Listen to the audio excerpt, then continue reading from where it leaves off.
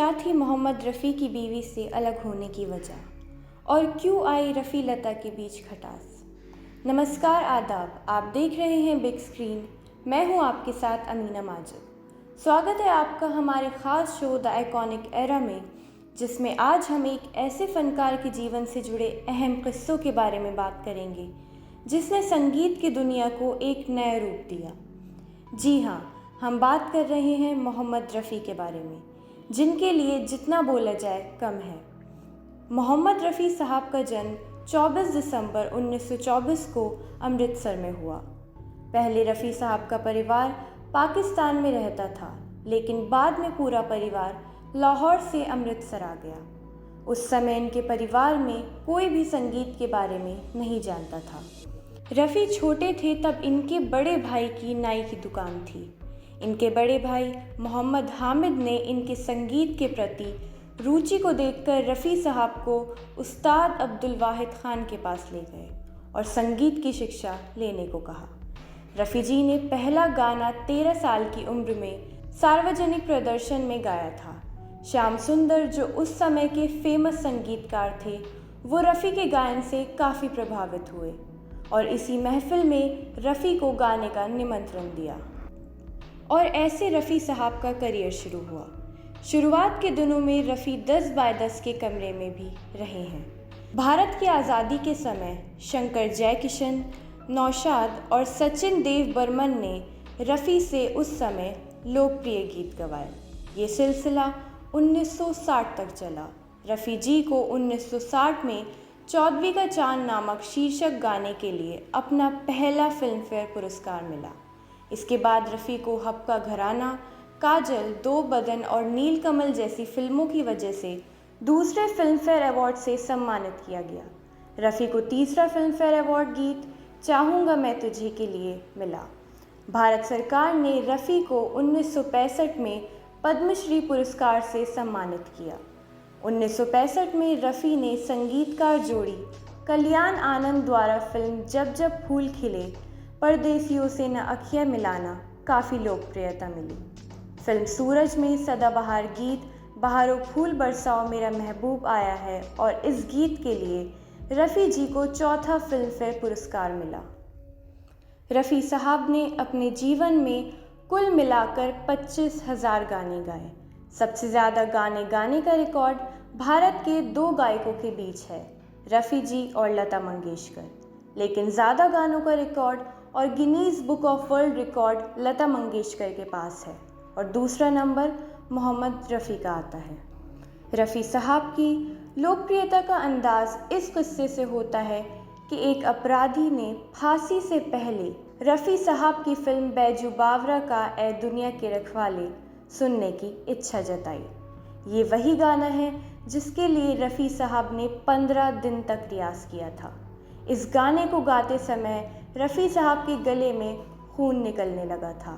गाने के दौरान उनकी आवाज़ इस कदर टूट गई थी कि स्टूडियो में मौजूद लोगों को लगा शायद रफ़ी अपनी आवाज़ भी खो देंगे। पंजाब के अमृतसर ज़िले के कोटला सुल्तान सिंह गांव में जन्मे मोहम्मद रफ़ी की पहली शादी 13 साल की उम्र में उनकी चाचा की बेटी बशीरा से उनके पैतृक गांव में हुई और इस शादी के बारे में सिर्फ घर वाले जानते थे। शादी की खबर सबसे छुपी हुई थी। दोनों की ज़िंदगी काफ़ी अच्छी चल रही थी और उनका एक बेटा भी था जिसका नाम सईद था। विजय पुलकर की पुस्तक रिमेंबरिंग मोहम्मद रफ़ी के मुताबिक 1947 में भारत के विभाजन के दौरान हुए दंगों में अपने माता पिता को गंवाने के बाद बशीरा ने भारत छोड़ने का फ़ैसला लिया। वो भारत में नहीं रहना चाहती थी। वो लाहौर में जाकर बस गई थी, जबकि गायकी में अपना करियर बना रहे मोहम्मद रफ़ी ने भारत में ही रहने का फ़ैसला लिया, जिसकी वजह से दोनों को अलग होना पड़ा।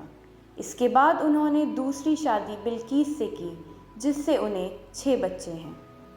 रफ़ी साहब की एक सज्जन व्यक्ति की छवि थी, लेकिन एक बार नहीं बल्कि 2 बार साथी गायिका लता मंगेशकर के साथ विवादों में घिर गए। सबसे पहले 1962 के दौरान दोनों में गायकों के लिए रॉयल्टी की मांगों को लेकर टकराव था। लता जी ने दावा किया कि गायक एक फिल्म के लिए उनके द्वारा रिकॉर्ड किए गए गीतों के निर्माताओं द्वारा दावा किए गए 5% रॉयल्टी के आधे हिस्से के हकदार हैं। वो इस मुद्दे पर रफ़ी साहब का समर्थन चाहती थी, लेकिन उन्होंने ये कहकर उनसे अलग कर दिया कि जब निर्माता द्वारा भुगतान किया गया था तो गाने के साथ एक गायक का जुड़ाव समाप्त हो गया था।